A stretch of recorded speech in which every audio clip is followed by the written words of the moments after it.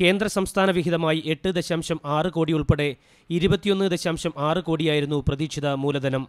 എന്നാൽ ഇതിൽ വായ്പാ തുക, മറ്റ് മേഖലകളിൽ നിന്നുള്ള പ്രതീക്ഷിത നിക്ഷേപം എന്നിവയിൽ കുറവ് വന്നതിനാൽ 14.1 കോടി മൂലധനമായി സുഭിക്ഷ പ്രവർത്തനം തുടങ്ങി. 2005 ഡിസംബർ 31 വരെയായിരുന്നു പദ്ധതി കാലാവധി. ഇതിനുശേഷം സ്വയം സഹായ സംഘങ്ങളുടെ നേതൃത്വത്തിലുള്ള സഹകരണ സംഘമായി പദ്ധതി രജിസ്റ്റർ ചെയ്യണമെന്നാണ് നിബന്ധന.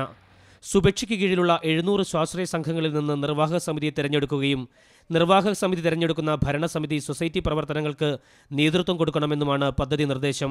2005 അന്നത്തെ പേരാമ്പ്ര ബ്ലോക്ക് പഞ്ചായത്ത് വൈസ് പ്രസിഡന്റും CPIM നേതാവുമായ M. കുഞ്ഞഹമ്മദ് ആജീവനാന്ത ചെയർമാനായി കോക്കനട്ട് പ്രൊഡ്യൂസേഴ്സ് പ്രൈവറ്റ് ലിമിറ്റഡ് എന്ന കമ്പനി രൂപീകരിച്ചു.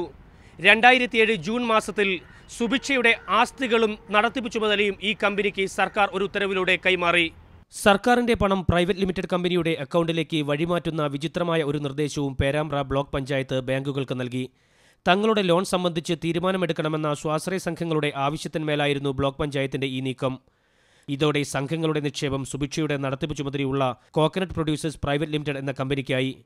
സുഭിക്ഷ പദ്ധതി നടത്തിപ്പ് മാത്രമാണ് തന്റെ നേതൃത്വത്തിലുള്ള പ്രൈവറ്റ് ലിമിറ്റഡ് കമ്പനിക്കുള്ളതെന്നാണ് ചെയർമാൻ M. കുഞ്ഞഹമ്മദിന്റെ അവകാശവാദം.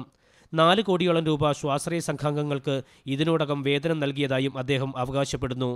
ജയേഷ് രാഘവൻ, മീഡിയ 1 കോഴിക്കോട്.